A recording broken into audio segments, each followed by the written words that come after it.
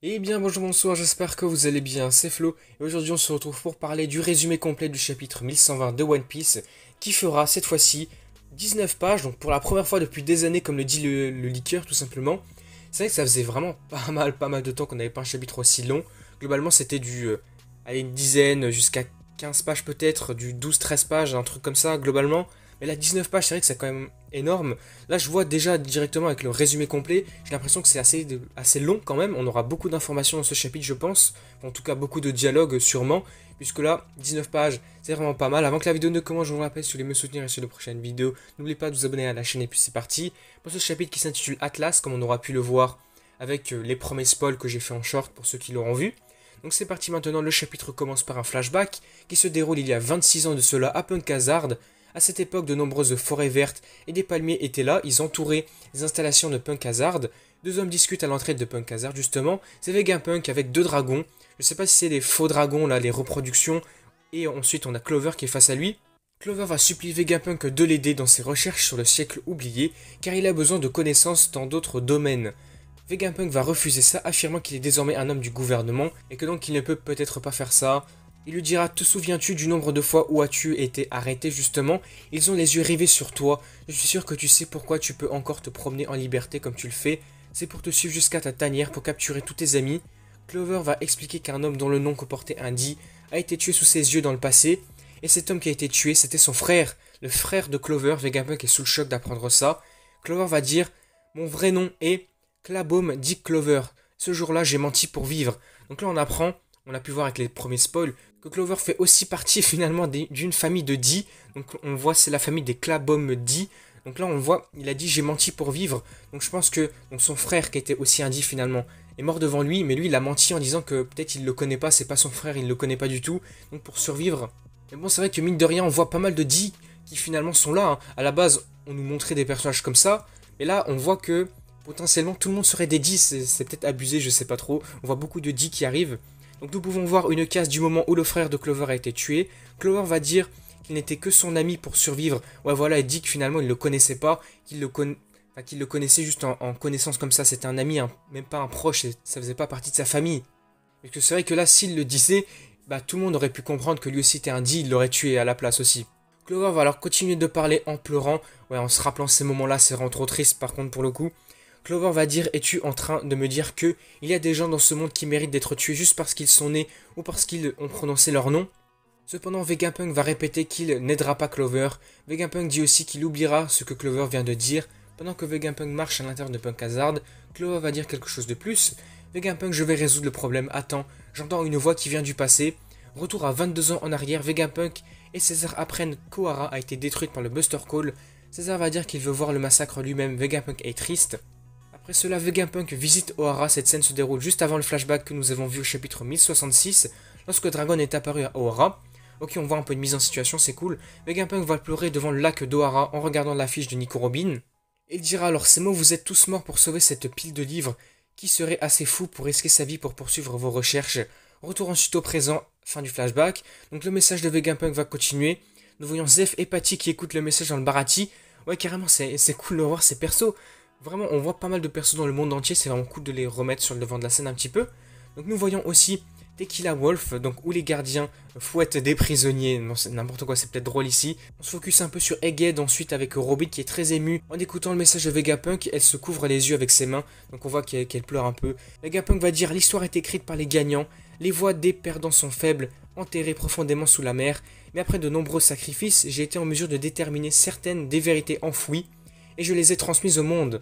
Je prie pour que mon message ait été diffusé en toute sécurité. Retour au labo phase. Zoro et Jinbei sont maintenant là, ils sont sur le Southern Sunny.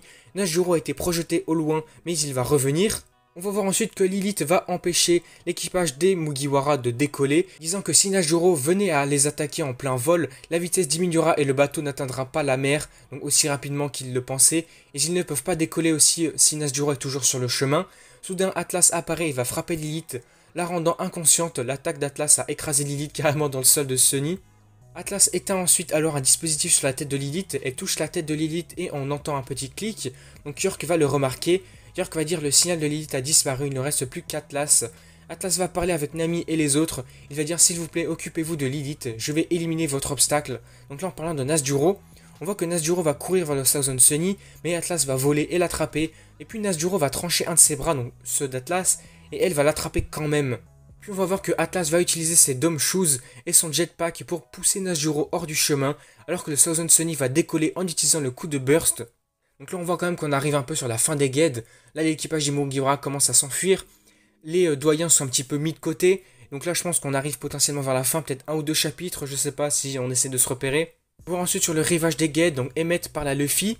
Il est très excité de voir le robot aussi géant. Emmett va dire je suis ravi de te revoir Joy Boy. Luffy est confus et va regarder autour de lui pour savoir qui lui parle. Emmett a une drôle de réaction. Emmett va dire c'est à toi que je parle, allez continue, ton ennemi est aussi mon ennemi. Je suis heureux de pouvoir me battre à nouveau pour toi Joy Boy. Luffy va dire incroyable, tu peux donc parler. Joy Boy est en danger, je vais le protéger. Dory ensuite est là pour ordonner à son équipage de se préparer à prendre la mer. Brogy va demander à Luffy si cette chose est l'une des leurs. Luffy va dire, il a dit qu'il allait protéger le gars de Joy Boy, qui est-ce? Brogy va dire, il a dit, on n'a rien entendu. Luffy va dire, quoi, vraiment? Attends, mais là, petite révélation, tu vas me dire que la voix du robot géant peut être entendue que seulement par Joy Boy. Puisque là, même si Brogy ne l'a pas entendu, c'est seulement Luffy qui l'a entendu là. Jupiter, on le voit, va ensuite charger le robot, Emmett va lever son bras gauche et va s'apprêter à lancer une attaque, mais à cause de son corps trop vieux, l'attaque ne sort pas, il n'a pas réussi à la faire. Donc on voit Luffy, Sanji et Franky qui sont assez déçus, ils voulaient voir son attaque. Jupiter va mordre une partie du corps d'Emmett, l'un de ses bras est complètement dévoré, Emmett utilise son autre bras pour retenir Jupiter, mais Saturne va sauter sur Jupiter. Puis sur le navire d'Elbaf, Saturne va regarder Kuma et Bonnie. Sanji va ensuite voir le Sunny depuis le bateau d'Elbaf, Nazjuro va frapper Atlas. Nazjuro va dire je ne m'attendais pas à ce que tu te sacrifies comme ça. Atlas va dire non, c'est ce qu'on appelle plutôt un service.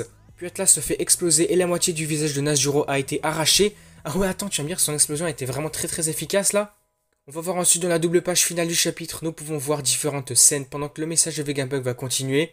Il va dire j'aurais aimé avoir plus de temps pour faire mes recherches, mais il y a ceux que l'on ne peut déjà plus arrêter. Il y a 25 ans, le pirate Goldie Roger et son équipage ont enfin fait le tour du monde, un exploit jamais réalisé auparavant. Le Thousand Sunny va voler vers la mer, il est proche du navire d'Elbaf où Soap et Chopper appellent Atlas. Les pirates des chapeaux de paille, nous pouvons atteindre la mer, où Soap va dire bon sang Atlas, tu ne peux pas faire ça. York va dire aux 5 doyens que le signal d'Atlas a disparu, du coup il s'est sacrifié. Et York dira maintenant le seul docteur Vegapunk dans ce monde c'est moi. Nazjuro va dire avec la moitié de son visage détruit, non pas encore. Saturne va dire cette Stella qui n'arrête pas de parler. Jupiter va dire ouais bien sûr. Warcury va dire nous allons y mettre fin immédiatement. Jupiter et Warcury vont foncer ensemble sur Emmett pour arrêter la diffusion donc du message de Vegapunk. Emmett est devant eux, beaucoup de fumée sort là de son bras cassé. Emmett va dire oh je suis pourri alors c'est le bon moment dont tu parlais Joy Boy. Alors je vais l'utiliser maintenant. Là on sait pas de quoi il parle, qu'est-ce qu'il va utiliser. Dans l'avant-dernière planche du chapitre, on voit Vegapunk parler à l'émission. Vegapunk va dire Zaza, je sais pas trop ce qu'il veut dire par là, ce qui veut dire qu'ils ont déjà entendu la voix non modifiée du passé. En d'autres termes, je crois que nous l'avons tous remarqué, c'est ce que je crois qu'il se passera dans le futur du monde. À Impel Down aussi, on revient là dans la dernière image du chapitre, les prisonniers sont surpris par la dernière partie du message de Vegapunk. Les prisonniers vont dire ah mais attends quoi, il a dit Goldie Roger. Donc là on voit qu'une partie du monde entier connaît maintenant la vérité concernant le roi des pirates, puisqu'il ne s'appelle pas Gold Roger, mais bel et bien Goldie Roger. Ici, c'est un peu une révélation pour le monde de One Piece, mais pas pour nous les lecteurs. Donc là, je vous avoue que je sais pas trop quoi penser là dans le chapitre. J'ai l'impression que c'est un petit peu lent, on n'avance pas trop non plus. Mais c'est qu'on a quand même aussi un peu de révélation, un peu de choses à connaître, à apprendre. Là, on voit surtout peut-être que c'est la fin des guides. Peut-être au prochain chapitre, ou vraiment dans 2 chapitres, on aurait la fin. Et donc la suite avec un nouvel arc. Du coup voilà, on va s'arrêter là pour cette vidéo, j'espère qu'elle vous aura plu. N'hésitez pas à me faire part de vos avis, de vos théories, qu'est-ce que vous pensez qui pourrait se passer dans la suite des chapitres. Si la vidéo vous a plu, n'hésitez pas à liker, à commenter, à partager comme d'habitude. Et puis surtout n'oubliez pas de vous abonner à la chaîne pour soutenir et sur les prochaines vidéos. Du coup moi je vous dis à la prochaine.